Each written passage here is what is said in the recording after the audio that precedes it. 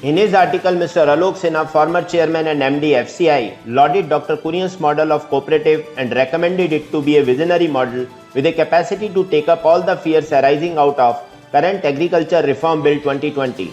The three emerging fears out of this bill are as follows.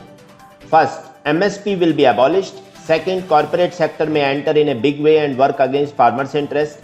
Third, the role of commission agent will no more be there in case of farmers plan to sell their produce beyond their current area of trading.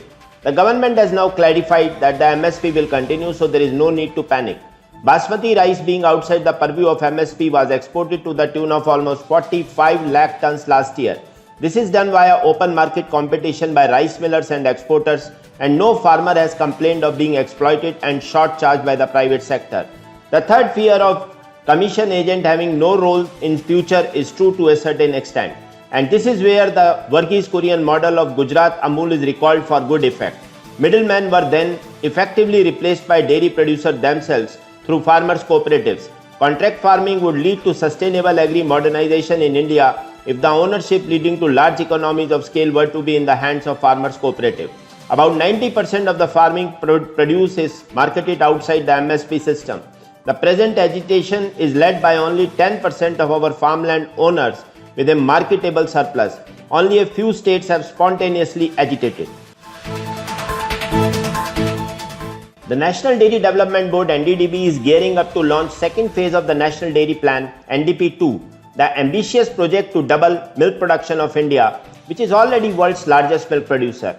Phase 2 of NDP, which is being promoted as Mission Milk, will be spread over a period of 5 years with financial outlay of Rs 8,000 crore, for which NDDB is holding consultation with the World Bank. Mr. Russ said that through NDP1, the board has been able to enhance dairy cooperative reach by adding 55,000 villages in the milk cooperative network. NDP2, which is being discussed with the World Bank, will primarily focus on enhancing milk processing capacity, infrastructure, and we are looking forward to establish milk quality testing equipment at critical points in procurement area, Mr. Rath added. There are 3.20 lakh villages that have milk potential, out of which 2 lakh villages have been covered. There is a potential to expand the cooperative network to 1.2 lakh villages further, he said. After COVID-19, reports about an outbreak of another disease called Brucellosis have surfaced in China. It has been caused due to a leak of waste gas containing bacteria contaminating the air. According to Times of India, a biological pharmaceutical factory used expired disinfectants and sanitizers in the process of manufacturing Brucella vaccine for animal use. The disease has started expanding its footprints in China, with more than 3,000 people contacting it in Gansu province. More than 21,000 people have tested positive for brucellosis in the capital city of Lanzhou. It is also known as Malta fever. The common symptoms of brucellosis include muscle pain, fever, fatigue, and headache. To keep the disease at bay, people should avoid having unpasteurized dairy foods. They also should wear gloves, vaccinate domestic animals, take precautions at the workplace, and cook meat properly. Those who work at animal farms or slaughterhouses are at high risk of infection. Veterinarians and ranchers should also take precautions while executing their work.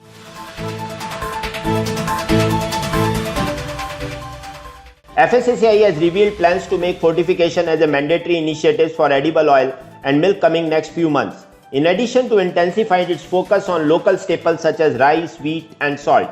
According to FSSAI Director, Food Fortification Resource Center, Kuldeep Sharma, the mandatory regulation will strictly apply to all food and beverage companies dealing in edible oil and milk within organized food sector in India. At present, it is not mandatory to fortify these foods, but we will be issuing regulations in about 3 or 4 months that will make it compulsory for all edible oil and milk from any manufacturer in the open market to be fortified, Sharma addressed the media. This applies to all companies within the relevant organized sectors in India, so the big food firms and SMEs like. But of course, if the producer is not part of the organized sector and is just selling milk from the 2 cows in his backyard, then this will not apply, Sharma specified. Central Bureau of Investigation conducted searches at 8 locations after booking Delhi-based dairy products company Kwality Dairy and its directors for allegedly cheating a Bank of India-led consortium, causing a loss of over Rs 1,400 crore, officials said. The CBI has registered the case against Kwality and its directors, Sanjay Dhingra, Siddhant Gupta, Arun Srivastava, besides other unidentified persons, they said. It was alleged in the complaint that the said accused had cheated the Bank of India-led consortium comprising Bank of India, Canara Bank, Bank of Baroda, Andhra Bank, Corporation Bank, IDBI, Central Bank of India, Dhanlaxmi Bank, Syndicate Bank to the tune of rupees 1400 crore approximately, CBI spokesperson R.K. Gaur said. Researchers from the Singapore University of Technology and Design SUTD developed a method to perform direct ink writing, 3D printing of milk-based products at room temperature while maintaining its temperature-sensitive nutrients. 3D printing of food has been achieved by different printing methods, including the widely used selective laser sintering SLS and hot melt extrusion methods. Milk is rich in both calcium and protein, but as these nutrients are temperature sensitive, milk is unsuitable for 3D printing using the aforementioned printing methods which require high temperature.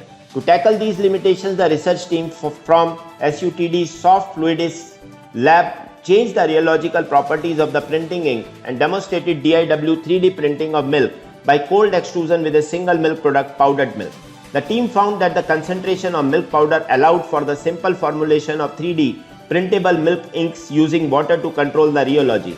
This novel yet simple method can be used in formulating various nutritious foods, including those served to patients in hospitals for their special dietary needs, said the lead author and PhD candidate from SUTD, Mr. Lee Chang Pao.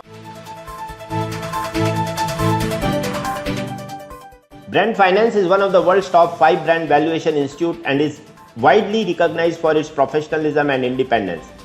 According to Brand Finance, Yili has now overtaken its competitor to become the world's largest dairy company, with brand value up 13% in the past year. Yili is also named the dairy brand with the most potential in the world, reflecting Yili's continued leadership in the global dairy industry. Yili was also recognized by the Rabobank in its Global Dairies Top 2020 report, in which it was named the number 5 dairy producer in the world. This is the highest ranking ever achieved by an Asian dairy producer. As Asia's most valuable dairy brand for the last 5 years, Yili continues to power forward in its international expansion, most notably in Southeast Asia, Europe and Oceania. It aims to build a global network and supply chain that serves 2 billion consumers around the world by the end of 2020. Thanks for watching Daily News 7x7 channel with news update from last 7 days.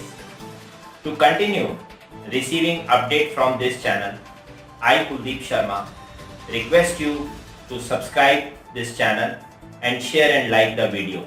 And also, don't forget to press the bell icon. Thank you.